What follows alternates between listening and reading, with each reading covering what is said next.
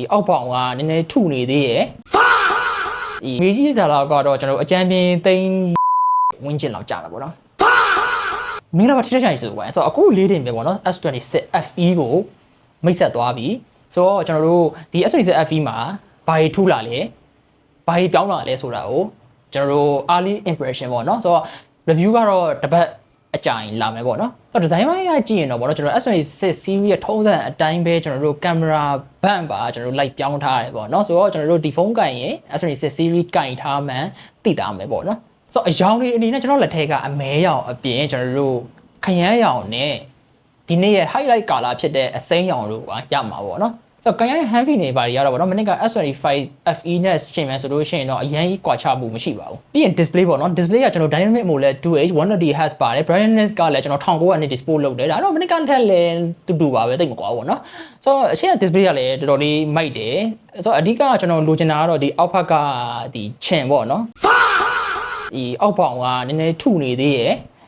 ဆိုတော့အပြစ်ပြောစရာလို့မဟုတ်ပြီမဲလို့ပေါ့နော်ဒီထက်ပိုပါနိုင်တော့ပိုကောင်းတာပေါ့ဗျာဆိုတော့ဒီကောင်က S26 series မှာဈေးသက်သာဆုံး model ဖြစ်လာမှာပေါ့နော် chipset ကကျွန်တော်တို့ Exynos 2500သုံးပေးထားတယ်3 nanometer ဆိုတော့မနစ်က chipset ပေါ့နော်ဆိုတော့မနစ်က chipset ဆိုပေမဲ့မနစ်က Z Flip 7မှာသုံးပေးထားတဲ့ chipset ပေါ့နော်ဆိုတော့နောက်ဘက်ကင်မရာ3လုံးပါတယ်ပေါ့နော်ကျွန်တော်တို့50 megapixel 12 megapixel နဲ့ကျွန်တော်တို့8 megapixel ပေါ့နော်ကျွန်တော်12 megapixel ultra wide ဆိုတော့ Samsung ထုံးစံတိုင်းပေါ့နော် ultra wide ပုံတွေက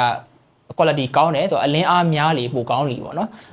telephoto ကလည်းကျွန်တော်တို့ 3H optical zone အထိရတယ်digital zone ဆိုလို့ရှိရင်အစား30အထိဆွဲလို့ရမှာပေါ့နော် main camera 50 megapixel ပေါ့နော်ဆိုတော့ camera quality ကတော့ကျွန်တော် review ကြပါပဲအသေးစိတ်ပြောမယ်ပေါ့နော်ဒီဘာတော့တချို့ရိုက်ထားတဲ့ပုံလေးပြထားပါတယ်ဆိုတော့ဒီနေ့ S26 FE ရပေါ့နော်ကျွန်တော်တို့ hardware upgrade နဲ့ software upgrade ကိုပို့လုပ်ပေးထားတယ်ပေါ့နော်ဆိုတော့ဘာလို့အဲ့လိုပြောလဲဆိုလို့ရှိရင်သူ့မှာကျွန်တော်တို့ 4D ဘက်မှာပါတဲ့ my fan cam feature တွေပြီးကျွန်တော်တို့ S26 series မှာပါတဲ့ကျွန်တော် horizontal lock တွေပြီးတခြား photo assist တို့audio eraser တို့ now notch တို့ပါလာပဲပေါ့နော်ဆိုတော့ဒါအပြင်ပေါ့နော်ကျွန်တော်ရုံးသမားတွေအတွက်အဆင်ပြေမဲ့ကျွန်တော် document scanning ဆိုတဲ့ feature လေးလည်းပါလာပဲပေါ့နော်ဆိုတော့ပြောရရင်ပေါ့နော် flagship level ကဒီ S26 Ultra မှာရတဲ့ AI feature တွေအားလုံးကိုဒီ S26 FE မှာလည်းသုံးလို့ရမယ်လို့ပြောချင်တာပေါ့နော်ဆိုတော့ One UI 9နဲ့လာတယ်ပြီးကျွန်တော်တို့ OS update 9နဲ့ရမယ်ဆိုတော့ battery ကကျွန်တော်4945 watt ပေါ့နော်ဆိုတော့ကျွန်တော်တို့နိုင်ဝက်အားသွင်းရင်80ရာခိုင်နှုန်းအားပြည့်တယ်ပေါ့နော်ကျွန်တော်မေးကြည့်တာကတော့ကျွန်တော်အကြမ်းပြင်းသိန်း40ဝန်းကျင်လောက်ကြာတာပေါ့နော်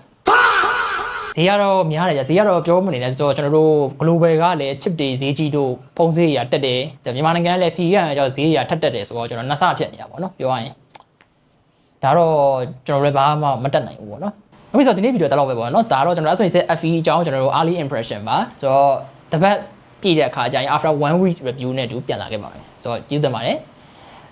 like နဲ့ follow မလုပ်ရသေးလို့လုပ်သွားကြလို့ရပါတယ်နောက်ဗီဒီယိုမျိုးဆိုကြပါဦး